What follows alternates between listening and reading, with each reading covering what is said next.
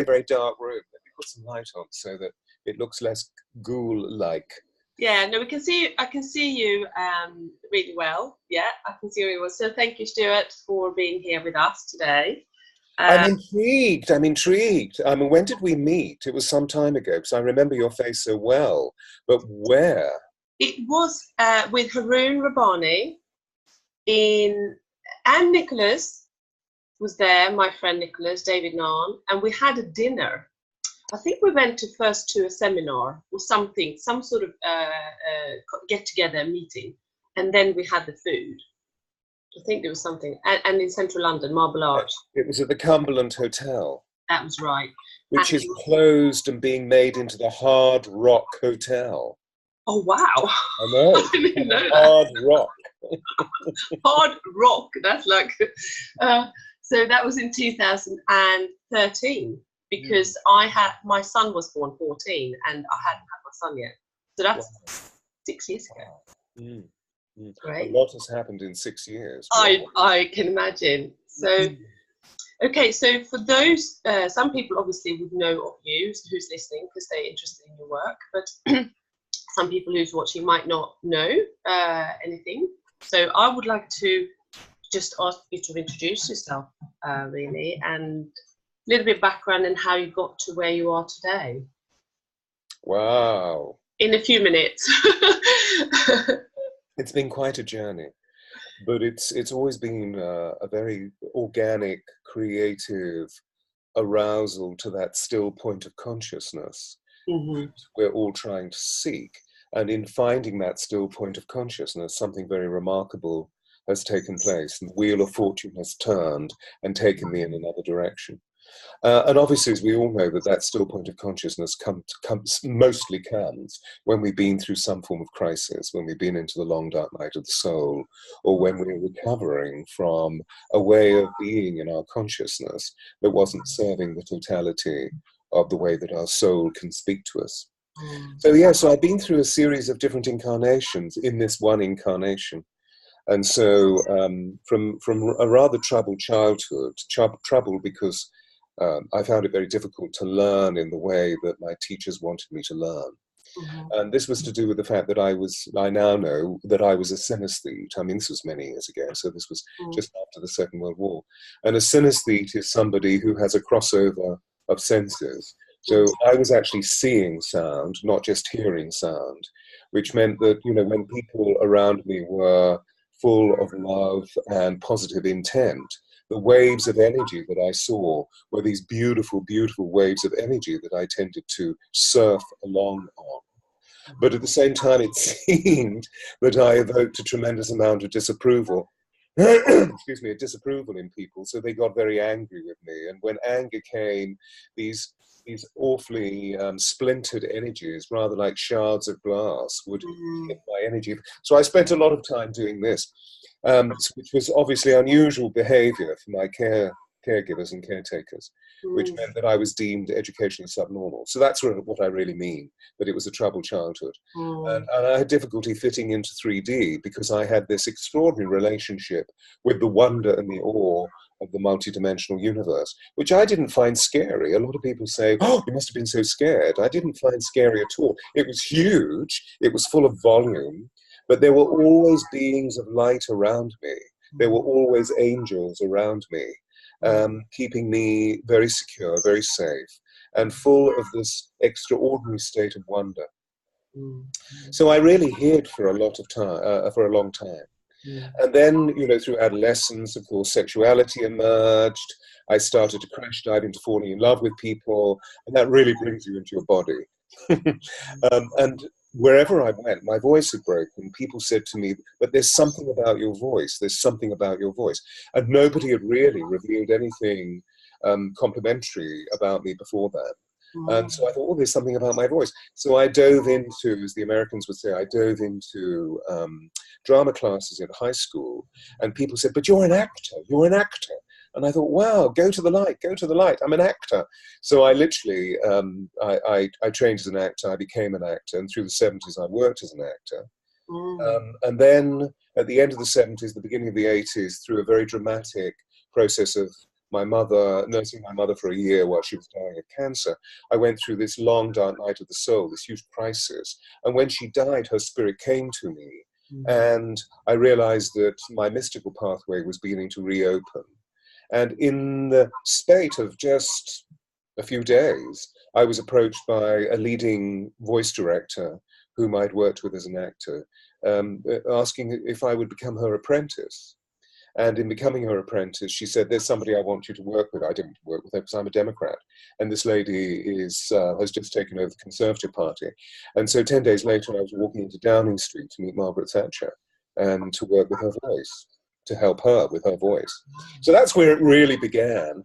And then if you do something like that, you get feathers in your hat. And so many other very extraordinary world leaders or change makers, thought leaders, thought keepers came to allow me to help them in coaching or mentoring them to really open up their voices so that they could become fully empowered and fully magnificent and fully glorious in relation to the truth and nobility and the integrity of what they wanted to communicate. But while all this was happening, I was really opening up my third eye and developing my mystical practice. And of course, as many of us do, I was called to work as a psychic. You were going to ask something. Well, yes. Well, because the question that just came to me when you were explaining how you were coaching them, would you say that this way, how you could see sound and allow their vibration, would you say that you're able to let their vibration to open up in a way because you have this specific way of even seeing and transmitting this?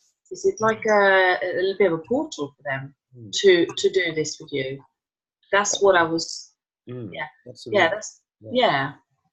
it kind of just something like sort of emerges and open up for them because of this specific gift.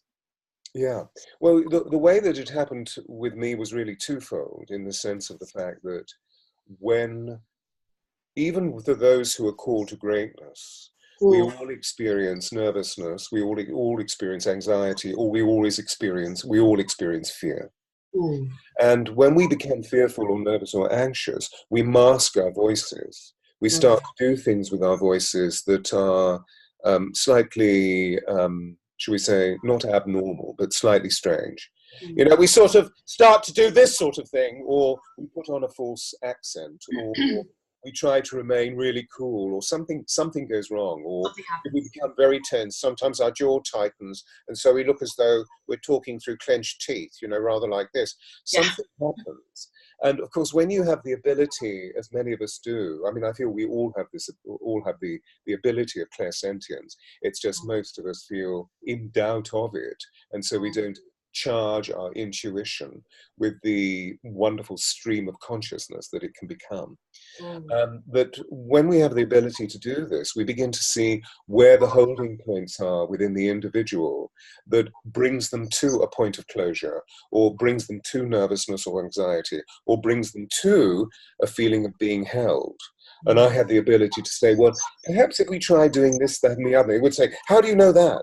And automatically, by revealing the holding point or the hurdle or the challenge that they were experiencing, they were able to see a way of being able to release that and get back into what their own organic, authentic state of being was.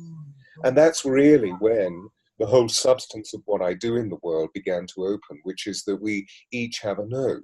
And that when we're feeling anxious or nervous, we don't sound that note. And so what I was doing was tuning people back into that point of harmony. And as a result of that, they felt relaxed. As a result of that, they felt harmony.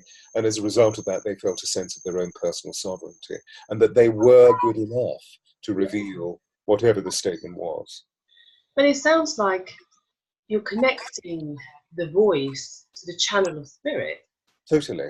It's the song, our note is the song of our soul. Yeah, exactly. So that it just leads me to another question, because I do something called light body activations, where we in the end of the sessions, it's like 6 basic sessions, we are connecting to spirit with the sound.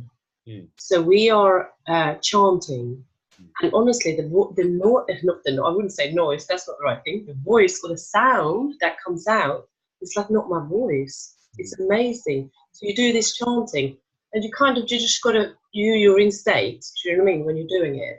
So I was just very interested in how that's just something that happens. You know, if you're spiritually aligned and you help them get spiritually aligned, and then, you know, it starts happening. Is that right? Totally. Yes. Yes. Yeah. Yes. I mean, you know, in every single culture on our planet, there is the belief that sound is at the core of creation. Yes. And I feel that what you're talking about is that once we tune into the slipstream of sound, we realize that sound and light are almost wrapped together. And of course, we know that one of the most powerful, if you like, one of the most pure energies that we have in our cosmos is the power of light. And that when light downloads, it becomes color. And when color downloads, it becomes sound. And so by opening up the sound in the way that you are doing, I believe that you're actually opening up corridors of light. And as a result of that, the light moves beyond 3D into fourth, into fifth, into sixth, into seventh dimension. And as a result of that, we feel our own energy field uplifted into the light. And so we're able to feel how our perceptual channels open. So we see beings of light. We see our guardians, we see our angelic genies, our guardian forces, or we see the ascended masters and mistresses. Yeah, absolutely. So it's a way for them to communicate with us, whether it be through the chanted sound, as you were saying, or through prayerful state. You know, prayer, as we've seen, is scientifically proven to open up these huge corridors of neural pathway that allow us to feel a way of superseding the intellect, which often gets in the way, and particularly the aspect of ego within our intellect. So we begin to soar on these incandescent, transcendent light forms. Wow. So I believe that light informs and sound transforms. Yes. Well, they all interconnected. Totally. Totally interconnected. It's a piece of energy. It's fantastic. So I had some questions. We could probably talk for a few hours, but I'll try and keep the questions. So when did you first become? I mean, you've asked this question, answered this question really already. Become aware of the significance of sound as a tool of creation. Was that when you realized, when you had this kind of awakening after the Night of the Soul, or was this? Well, I became aware of it as a child, as I was saying, because I could see the effect that sound as light, sound waveform, I saw the effect that it had on people's bodies or on animate forms, you know, people's bodies, or on nature, or indeed on my own body. And I saw, because I could see the light of sound, I also saw how words had amazing effects on people, that words anchor states. And I became fascinated by words. It's true that this was all a little bit too much during my 6-7-year-old period. So I self-muted for about 2 years, which gives the opportunity to really listen. And when we really listen in stillness, we begin to hear incandescent sound. We begin to hear harmonic ranges. We begin to see intention and derive understanding of purpose in a way that we don't when we're constantly noisy in our heads because of too much thinking. So that gave me the most extraordinary opportunity to really listen, and listen to the quality of sound that was emerging from the people around me. Those people I felt magnetically drawn to because of the harmony within their sounds. Unfortunately, I had an immensely loving mother, you know, so I celebrate all mothers today, as it's Mother's Day. In fact, I had lunch with my brother, and we were celebrating our mother because she's been dead since 1980. And as a result of being able to perceive how the quality of sound took on an altogether different multidimensional significance, I became fascinated by the great language makers, by the great poets, by the great storytellers. And, you know, fortunately, my mother introduced me to romantic poetry when I was a very, very small child. So words become these amazing sonic glyphs that not just create intellectual purpose, they actually have satisfactory kinesthetic effects on people if you use them in certain ways, you know, and that's exactly what great actors do, for example. Well, exactly, because the transmission of the sound, you know, it will affect our bioenergy field. You know, it must change its state. Totally. And, you know, I just noticed when I speak to my cat, so when I want her to, I know it's a cat, but right, she knows the vibration. So I will almost sing to her, and she will come. So when I go, like this, she'll come because she will respond to that vibration. And my children, you know, the same thing. You can get them to come to you if you speak to them a specific way. And of course, at the same time as feeling the sound, they feel the currency of intention within the vibrational frequency of the sound. Yes. So the two go together. Yeah. And that's how we know, well, particularly when we're very young, we know if somebody's bullshitting. We know if they're not speaking true, because we feel the vibrational falsehood, or whatever we call it when we're young, yes. in the body of the vibration of the sound. Mm-hmm. So you see, in bygone culture, our voices were always instruments of truth. And so we would listen to the way that people created their voices, literally made sound, as well as listening to what they were saying. And we would actually bury deep or burrow deep into the center of what they were doing to recognize if they were true or if they were false. Absolutely. And what I've discovered a lot in my practice, because I do healing and releasing people's limitations, we work so much on throat chakras, almost every person at some point, because you have all the past life, possibly being killed. You mustn't speak up. There's so many blockages here, and it's quite amazing what happens once you feel released, and you know these layers of limitations are released. So it's an important and interesting time, because we can speak up today, you know, in a much better way. And particularly you amazing women, you know, you're really beginning to not just find your voices, but really use your voice. You know? Yeah. It's something that I've been pioneering within my sound healership work for the last 37 years. And I'm now stepping forward with this project that I call The Voice of Change. Yes. Which is essentially eliciting wonderful women to help you find your voices, you know, because, for example, in the corporate world, having worked as a corporate coach for many, many, many years, so many leading women come to me, or junior managers come to me saying, look, I'm in a board meeting and the men won't listen to me. What do I need to do? And so what we do is to work on voice accessing cues, the energies that ladies can set up within their voices to literally become highly magnetic. So the men have to listen. Yes. And at core, that's where the Voice of Change arose out of. Yeah. But at the same time, I was very gifted 25 years ago, I guess, by meeting Diana, Princess of Wales. I want you to tell me a little bit about that, because that's amazing, lady. We'll come back to the questions. Yes, tell us a little bit about Diana. What do you want to know? How you helped her. What? Because everyone knows her story, and yes, she needed to be heard. So, what was the connection? Did she come to you? Yeah, I was sought out, and of course was immensely honoured. And when I met her, to be frank, I fell in love with her because she was just so beautiful, absolutely beautiful. But she was, you know, she was making this extraordinary transition from being the wife of the heir to the throne and divorcing him. And through all of the anguish that story held, she was beginning to discover a sense of her own personal conviction, but was still trying to find a way of executing that conviction in the behavior of her being.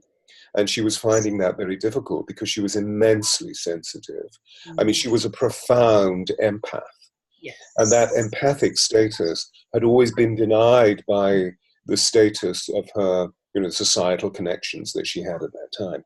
It was, you know, still there was this whole triumphing about the cerebral and intellectual aspect of our being. And that was all completely misplaced, as we know, with Diana. My job was to literally allow her to feel that the conviction of her intuition, the conviction of her empathy was profound and rich and divine, glorious. But at the same time, that she needed to discover boundaries where she could actually operate successfully in the public eye and not feel polluted or attacked or got at, because the criticism was huge. And particularly from the paparazzi, who could be absolutely vile. You know, they would, if she didn't turn and smile for a photograph, they would literally swear at her until she was so affected by that that she would turn in tears, and then they would shoot the photograph, you know, etc., etc. So my job was really an all-purpose coach to allow her to feel that through sound she could feel a way back into harmony.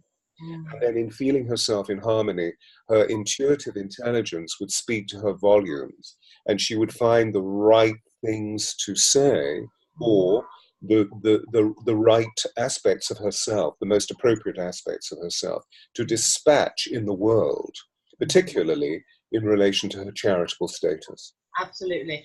Because I remember, I was much younger, obviously, but I do remember there was this shift from being this shy young princess to she was coming out. I mean, her energy changed. She was leading with her heart. I remember noticing it, and I was only young myself, but remember noticing that different change of energy and how she became really powerful in that state. And that's how she carried through, I think, till the end, really, it seemed to be. And that was amazing. And that's why, I mean, she'd been celebrated for leading with the heart, because that's what she did. So yeah, amazing. Oh, thank you. We worked on a very simple premise, which was that if words arise from the heart, they enter the heart. If words arise from the tongue alone, they don't pass beyond the ears. So if she felt herself to be here, she felt completely unbalanced. But as soon as she came back into the breath and came back into the center of her body, because obviously she was, as we saw, very aware of her kinesthesia. You know, she was very aware of her body.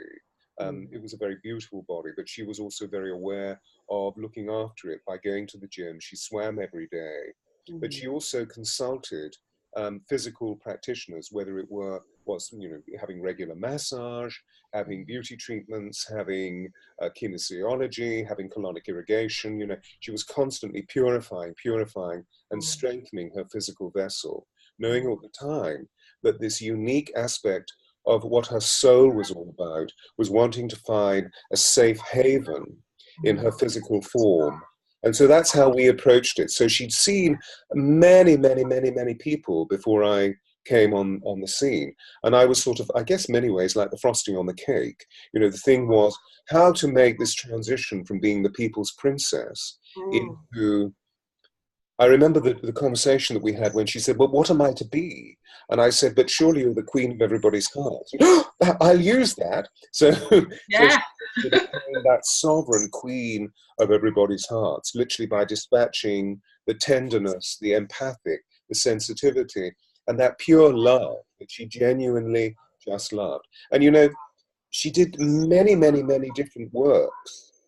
Which many of us don't know about. I mean, she would actually go anonymously into hospitals twice or thrice a week. She would just go, she would ring up, or somebody would ring up for her and hear who would be able to receive her energy most. And then she would go and spend hours with somebody at their bedside. You can imagine how they freaked out when suddenly this beauty arrived. And here was Diana. But then, of course, because she was such a darling, that they would easily just respond to this immense care. I've just written a book about it, which will come out this summer. Diana. Yeah, I put that on the on this video actually, because that's the next book. So that's what I put as call to action if people is interested in this work. Yeah, thank you. Yeah. No, that's right. And so I just wanted to drop in that, just to finalize that story, that in order to really fulfill the context of the book and the importance of the book and the essence of the book, I revisited people that I had in my journal that she and I met all those years ago, who are still with us. Wow. And so many of them said that when Diana touched them, they felt a bolt of electricity go through them that completely healed whatever their drama or dilemma was, whatever their challenge was, and that they could still feel that energy in their bodies. And I remember one person said to me, was she an angel? And of course, you can imagine my reply, which was, no, of course not, no. Which was, of course she was a human angel. Yes. I mean, she was so magical. they received that light force that moved through her, that she was a vessel for the multidimensional light, for the love light circuitry of the universe. And I believe now is an angel of vast luminosity who is informing us. Many people email me, write to me, send text messages or messages through Facebook saying, I had a dream about Diana and she said this. Many, many people from all over the world. Yeah, I mean, the thing is, every time I connect with her energy, either I read something or maybe something comes up on Facebook or anything. It's as soon as I connect to her energy, it is totally divine. I mean, you just feel it. I don't walk permanently to connecting with that, but when I choose to connect, it feels magical. It feels eternal. It feels like a healing light. So all those people that are emailing you are absolutely right. I'm sure she is communicating. So that's wonderful. Yeah. So I want to talk a little bit about the Angels of Atlantis. So just tell us more about this. So when did the Angels of Atlantis first appear? So this really goes back to what you asked me at the beginning, and I was sort of revealing my bio, and perhaps it was a little bit too lengthy what I got into. That's all right. Process of organic revelation. So we got to the point where my mother had died and I was beginning to open up as a voice coach. And as a result of that, I was really tuning into people's psychophysical or psychic physical manifestation of purpose or lack of purpose. And so for those years, through 80 through to 87, I thought, well, I better get some training. So I went to the College of Psychic Studies and worked with mediums and found that, they were saying, but you're a medium, you need to be standing on platforms, which I didn't think was really very appropriate, but very organically, people came to me for readings and I started working in my healing practice. And then in 87, a friend of mine said, look, I'm about to open a crystal store in Glastonbury, and I want you to come down and do some readings because you're really good at these readings. And there's this weekend in August of 1987. It was August 15, 16, 17. It's called the Harmonic Convergence. And I want you to come down because a lot of people are going to be arriving in Glastonbury, which for the viewers, if you're unfamiliar, is the heart chakra of the world.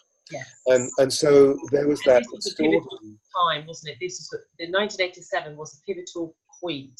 That was a great turning point. Yeah, of shifting consciousness. So. Yeah. And so, which I'll explain in a moment, of why was it important. So I was there reading for people and felt absolutely exhausted. So during the lunch break, I did what all of my teachers had said to me, which was go and meditate. And when we meditate, we plug back into source and we are recharged with energy. So I sat on the tour, the high hill at Glastonbury, meditating, and I heard, after about 5 minutes of meditation, these extraordinary sounds. I mean, really, I felt as though I was hearing the Hallelujah chorus, the angels chorus. And I opened my eyes and there were these huge orbs in front of me, some ways off, in suspended air. And they were multicolored, each orb was a different color. And I heard in my consciousness a voice that I remember from my childhood, which said, we are the angels of Atlantis, and we are going to give you a temple of sound healing, which you will call the alchemy of voice. So that's how I met the angels.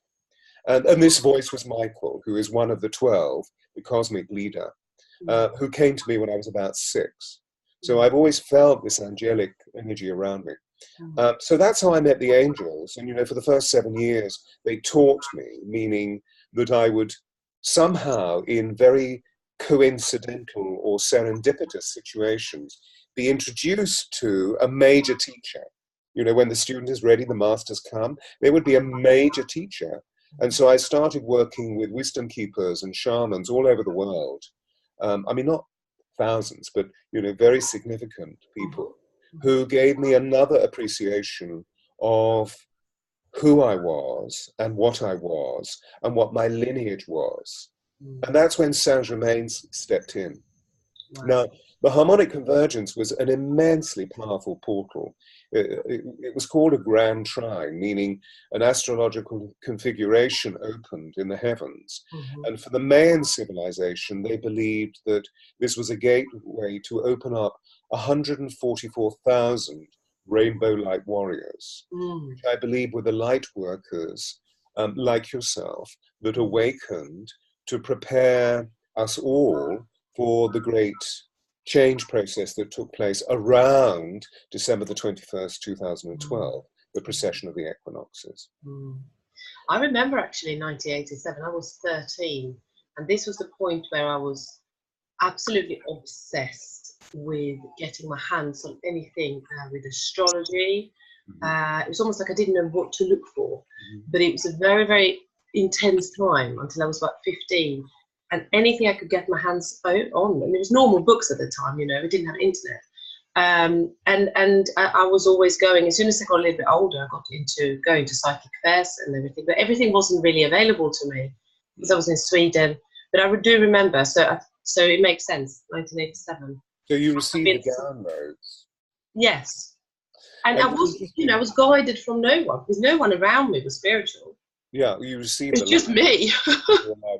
It's interesting, isn't it? Because it's non-cognitive. Yeah. It's purely intuitive. Yeah. You It's just me.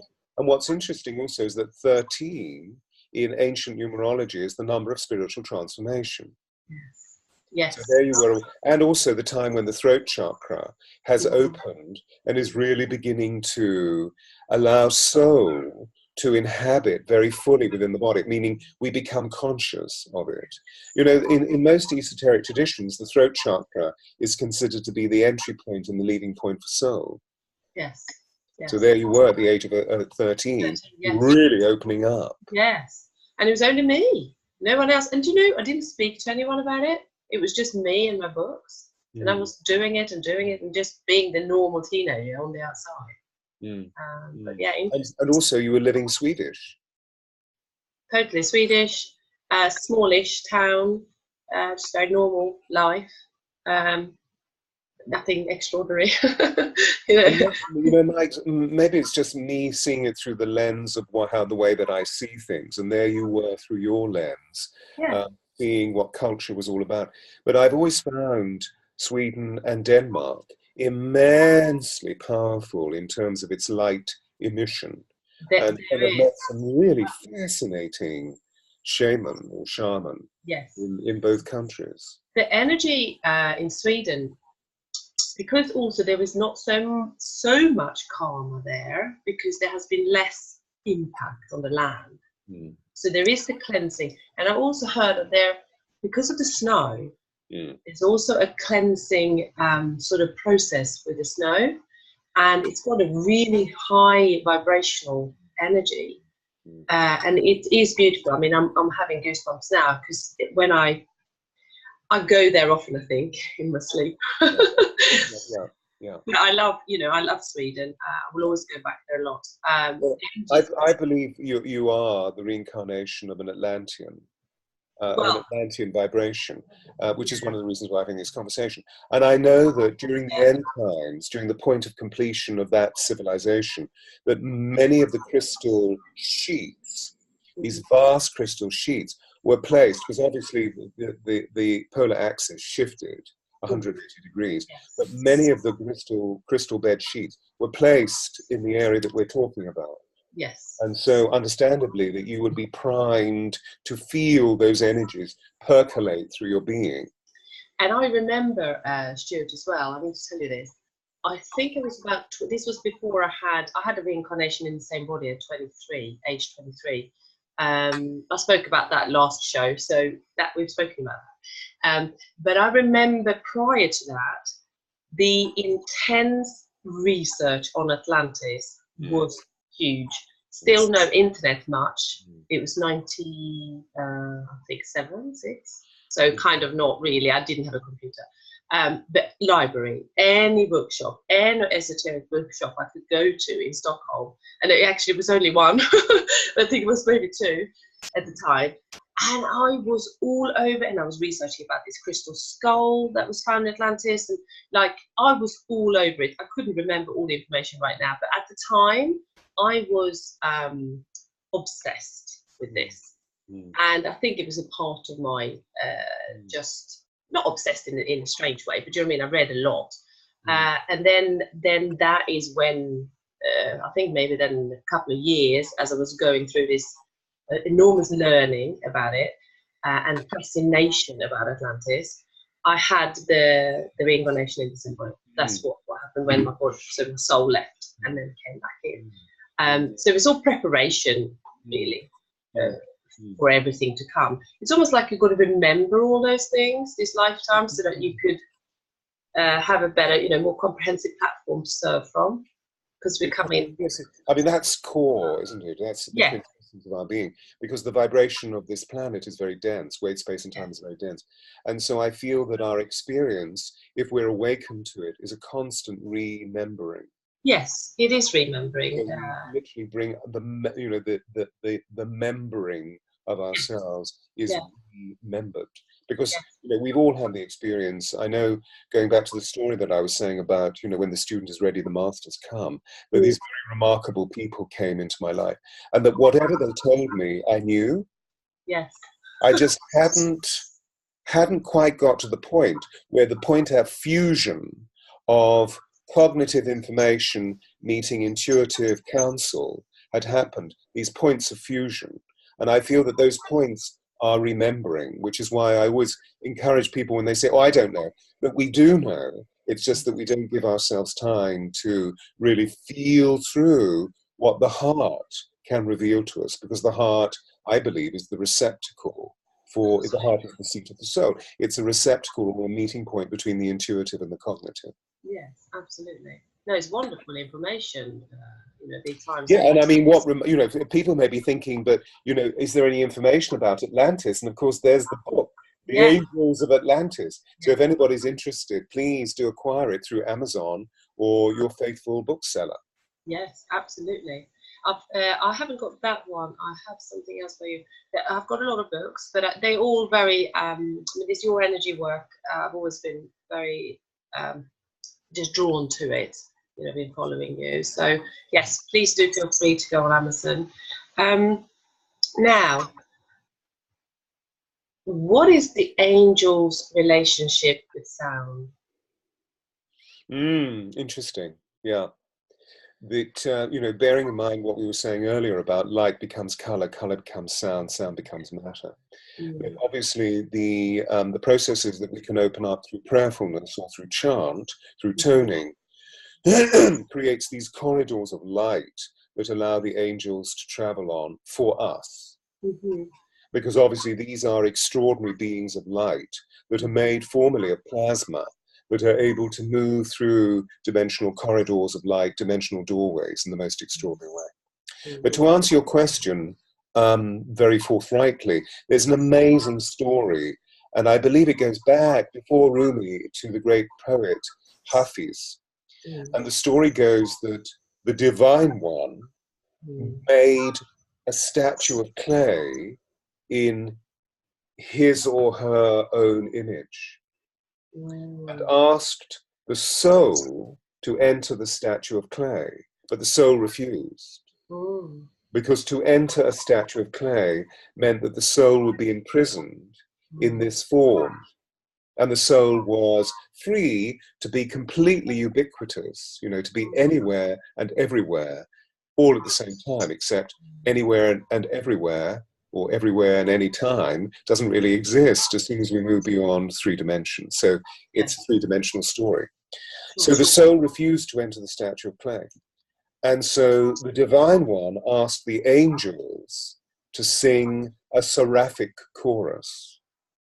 And the soul was so enchanted so magicked by the seraphic chorus that the soul agreed to enter the statue of clay. And so began Adam Kadmon, and so began the nature of Homo sapien. And so the creation of human is both sound linked and angel linked.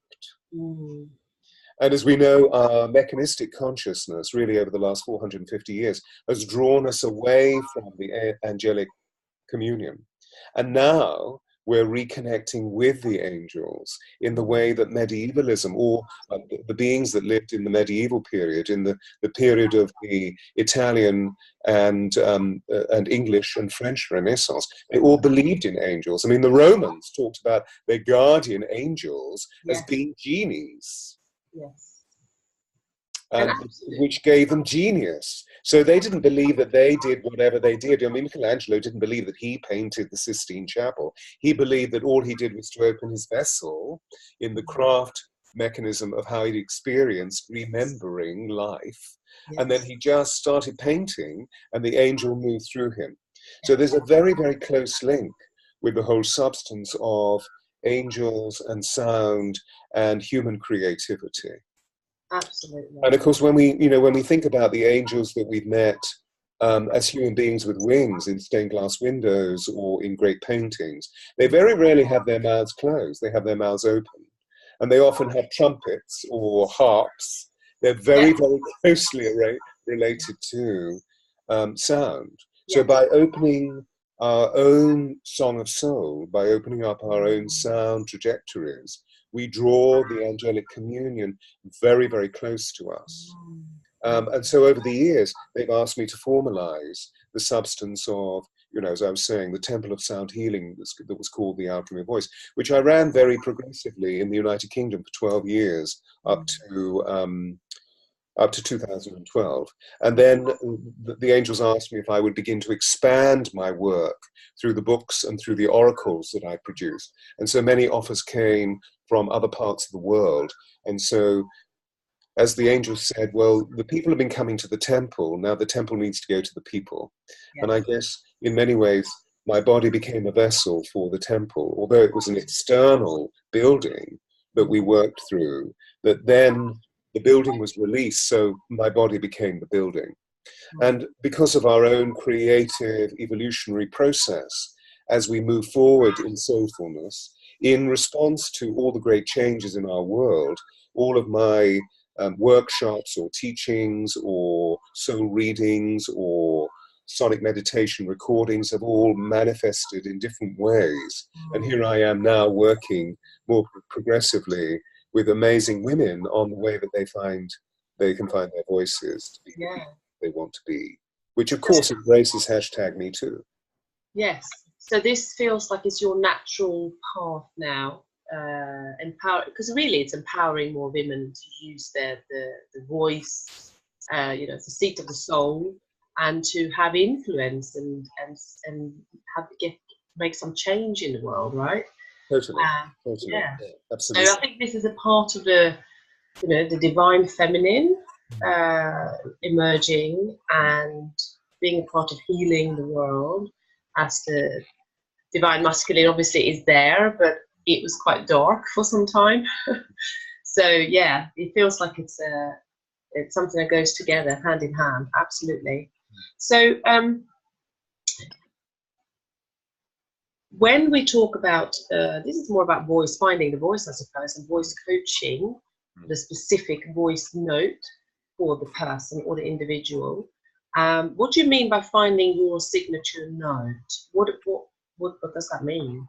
Well, we each have a note, we each have a sound, we each have a tone, we each have a resonance. I mean, all these words really mean one and the same thing, which is that we each have within us this extraordinary point of reference, where the whole of our physical geometry comes to a point of center.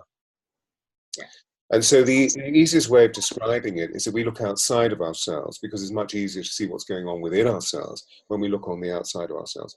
And the image is that if we imagine that for example, if I imagine that my vocal range is a keyboard rather like a piano, we know the most important thing about the piano is that it has a middle. Yeah. It has its own signature, do you see, which divides the treble from the bass. Now, if I relate that to my voice, that here I am using my note, here I am sitting in the middle of my range. But if I just play with my right hand, it goes here, and the whole of my vocal structure changes, so my personality changes. And if I carry on doing this, you're probably going to get slightly irritated by me because it's like I'm shouting at you, or I feel very anxious. In other words, it's a very shrill, just one small part of me that is emitting this sound.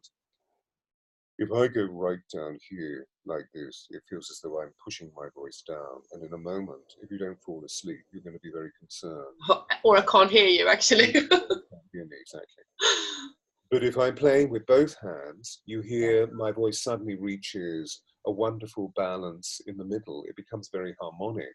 And as a result of this, you can feel that it's very heartwarming, and it feels as though the resonance is very magnetic. It's not sending you out, it's drawing you in.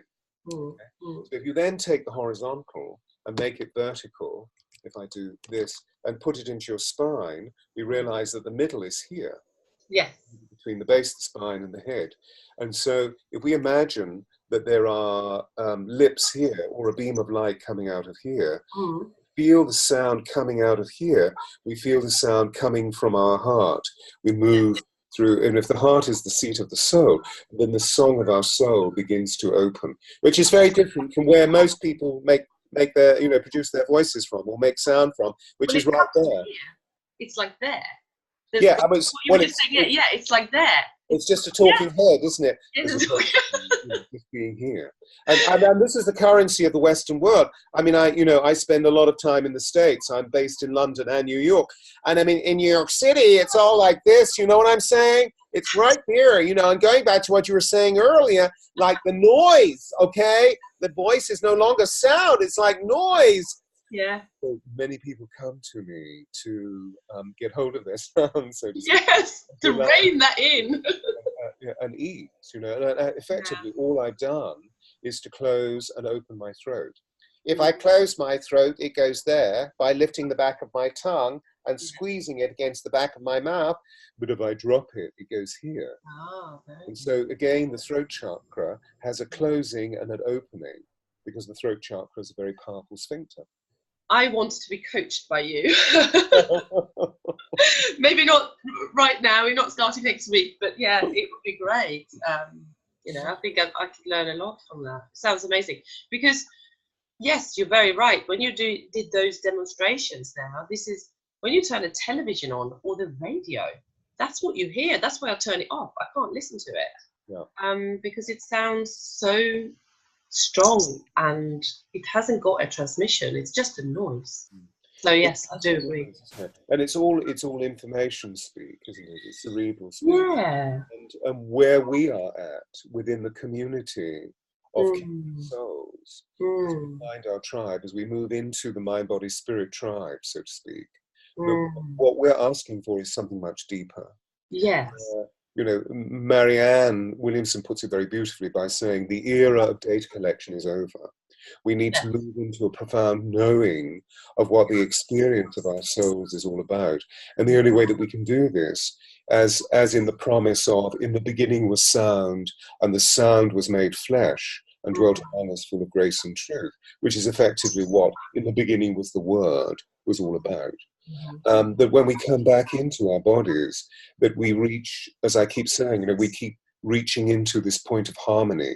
So we find a way of being able to heal the lesions, the tensions, the challenges, the dis-eases within our bodies. Yeah. And that's where the alchemy of voice comes in, you see, because if we can find the sound of the pain, we can find the sound of the unpain. We can find the sound of freedom, which is what the alchemy is all about. We transmute the negative into positive. So guilt becomes innocence, and rejection becomes acceptance. Disempowerment becomes empowerment, etc., etc. I mean, that list goes off into infinity. Yes. well, it's transformational work. It's Yes, changing. Yeah, completely. absolutely. Yeah. So, this is another question for you. Have former civilizations considered the human voice crucial before? Was touched on it a little bit. Yeah. Unquestionably, yes. Yes. But you see, when we talk of former civilizations, we're really talking about periods of time, whether it be within our civilization or within the Greek, Roman, or Atlantean or Lemurian civilizations, that this was before the machine. Okay. And the machines have created the noise. And we're in competition with the machines, which is why we reach out over the machines. We reach out over the air conditioning. We reach out over the noise of the city. We reach out over the contaminating sonic chambers of the bar or the restaurant or the nightclub, where the noise is so big that we have to reach over it. So if we go back to the end of the 1500s, which is that area of English history that I became a specialist in within the entertainment industry, hence becoming involved in the reconstruction of Shakespeare's Globe Theatre. A Lord Mayor of London at that time said that all speech was decorated silence. Yes. So where do we have silence today? We're living in noise-filled, contaminated chambers. And so what, as you were saying, the whole of your body, the whole of your soul yearns for silence. Yes. And when we move into silence, we calm down. Yes. When we move into silence, we become more grounded. Absolutely. And when we become more grounded, we become more harmonic. Absolutely. Become easier. And so our voices become much more connected with the whole of our physiology rather than just with our heads. So yes, former civilizations believed that sound was at the core of creation. And so they used it thus, you see. And everybody knew their note. In Rome, it was called persona, which literally means per through, sona, sound. Wow. We've cultivated that word into personality. And we say, I like her personality, or no, I don't like his personality. And we've summed up that person totally. But actually what we're really doing is talking about their sound. Yes. Yes. So I couldn't agree more. They consciously worked, former civilizations consciously worked to acquire their note so that they would always speak with gravity, with devotion, and with truth. Gravitas, pietas, and veritas were the three codes that the Romans lived through. Yes. Oh, amazing. So it would be nice to see the world that we live in now pulling away from the noise and having more people transformation, people offering transformation, coming out of the noise and connecting to their soul sound. Absolutely.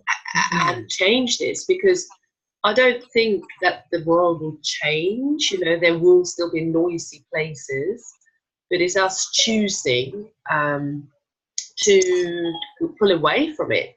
Choosing. Oh, choosing to pull away from it and actually connect with it. So intuitively, I can't listen to any of that noise, what I just said to you. So I think that's okay. And then pull back and connect to your meditation. Meditate with yourself, connect to your soul. Absolutely.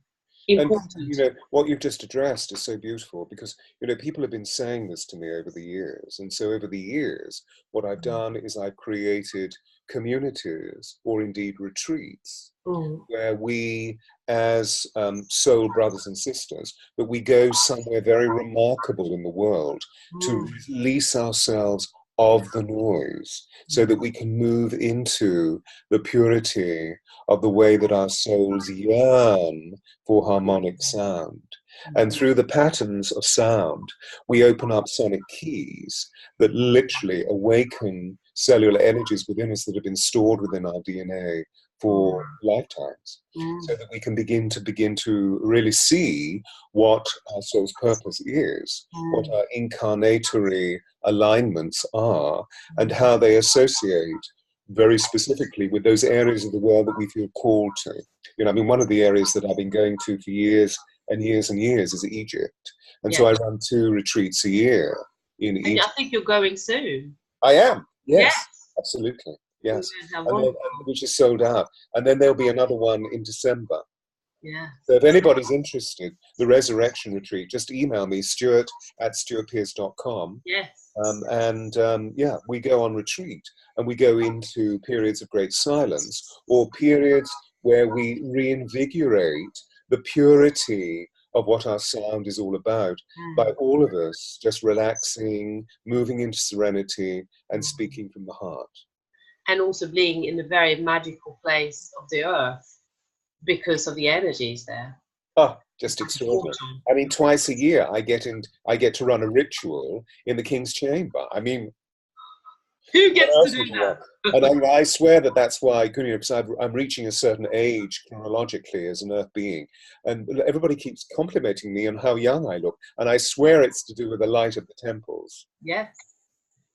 I mean, this might be a question for you. This is what I've learned, or I've heard this, that the Egyptians, they had the healing processes and very magical ways of doing things. And they were birthing through their healing. Is that true? Because that's what I birth when I do healing. So I say, well, maybe I was in Egypt. That I've not heard, to be honest, having worked with a number of wisdom teachers. But we know that the alimentary canal in our bodies is the darkest area of our bodies. It's where we hold a lot of shadow, and of course that's the area where gas builds up that we then need to release, which becomes the verb, or indeed the fart. You know. Yes. Well, this is kind of not digestive birth. It's more the I feel that what we're doing is we're releasing energy. And so whether it's to do with empathic states of, you know, we're working with someone, a dear one who's come to us for healing or come to us for transformation, that we empathically pick up whatever their holding points are. I don't talk about blocks, I talk about holding points. And those holding points become us. And the way that we release it is through, you know, that's and charmingly, that's what I do. I've been blessed with this. So. But I haven't heard from the Egyptians, the wisdom keepers that I've worked with, that, you know, a lot of the ancient Egyptians spent a lot of time burping. What they did do was sound was very alive to them, but they knew about the magic of sound. They knew about the magic of resonance. And so, for example, you know, anybody who's ever been into some of the tombs or into the great temples, but when we move into the tombs, for example, we're often pitched into darkness. Because they're in the bowels of the earth, many of them.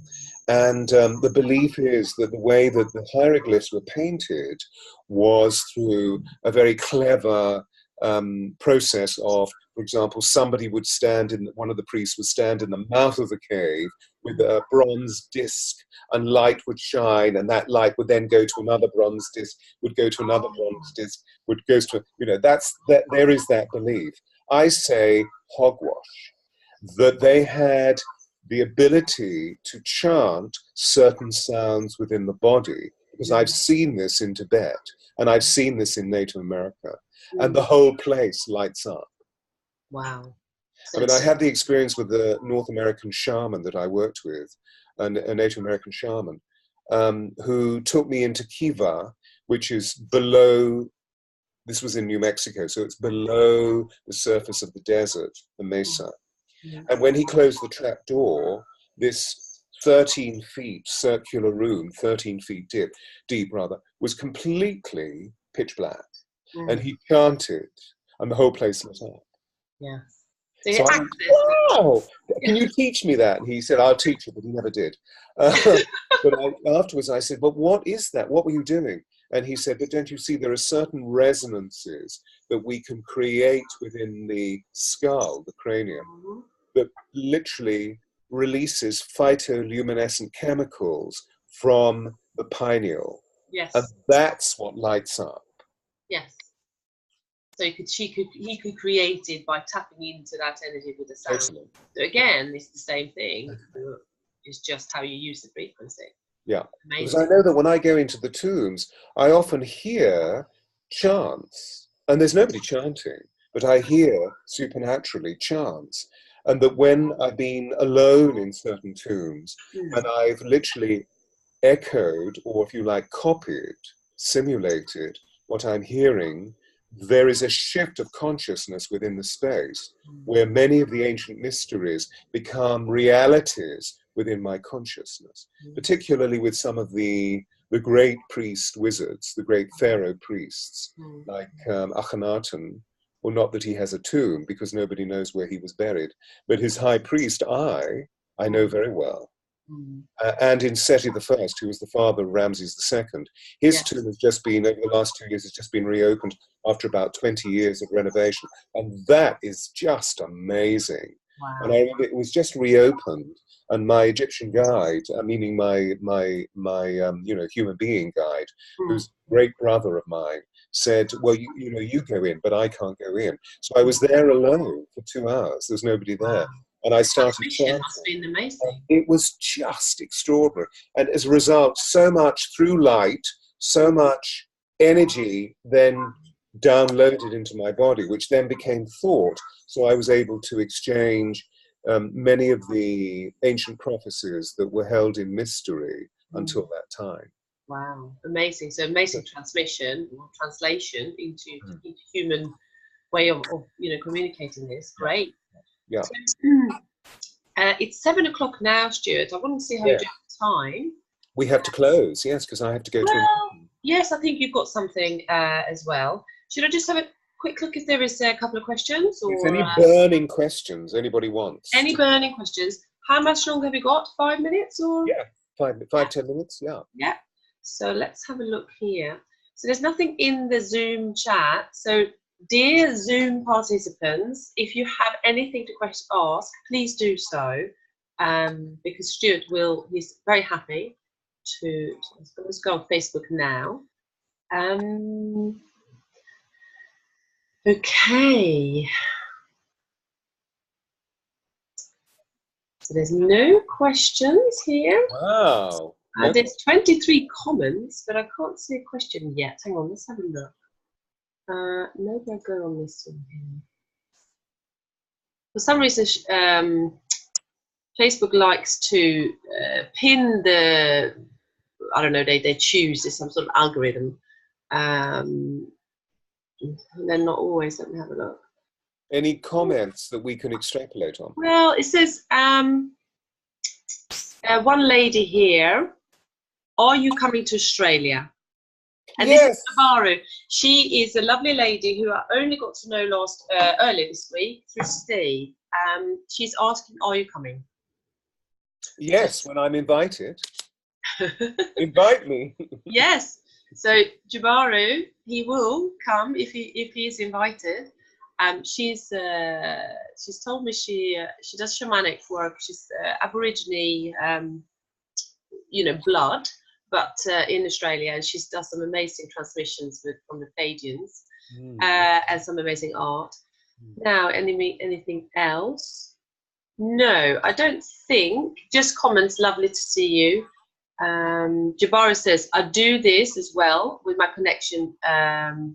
My connection is Egyptian with chanting. Okay, so in her work. So that's wonderful that there are no questions. It means that everybody's in congruence, everybody's in coherence with what we're saying. That's amazing. Yes. Amazing. Yes. No, it is. I've had this before actually. It's been so comprehensive, and so it felt so complete that. Oh, there's one question here on Zoom that it's just felt amazing. Now, Michelle is saying, how is the progress on your book on Diana coming? Have you found someone to publish it?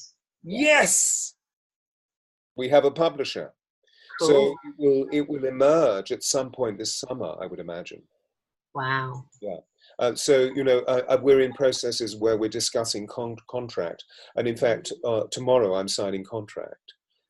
So yeah, it's been finally, it's been a very interesting, I won't go into it now, but it's been a very interesting journey for a year, where it was seized by major publishers and discussed, and opportunities were given, and money was discussed, and alignments with Oprah's Super Soul Sunday and all sorts of things, and then they all evaporated. It's been very interesting.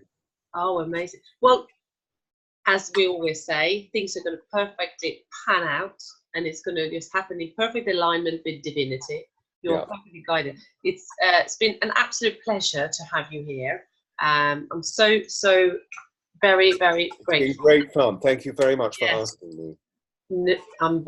My pleasure. So very good luck. Hope you stay in touch. I shall watch out for that book as well when it comes out. And thank you everyone for watching. And you know how to get in touch with Stewart. I've put the actually the Angels of Atlantis website is on this video, so you find Stewart. Just go on there, have a look. You'll find all the details to get in touch with him. Beautiful. Okay, Thank great. you so much. Thank you. Thank you. Have a wonderful trip to Egypt. Thank you. Namaste. Namaste. Namaste. Thank you. Bye, everyone. Much love to everybody.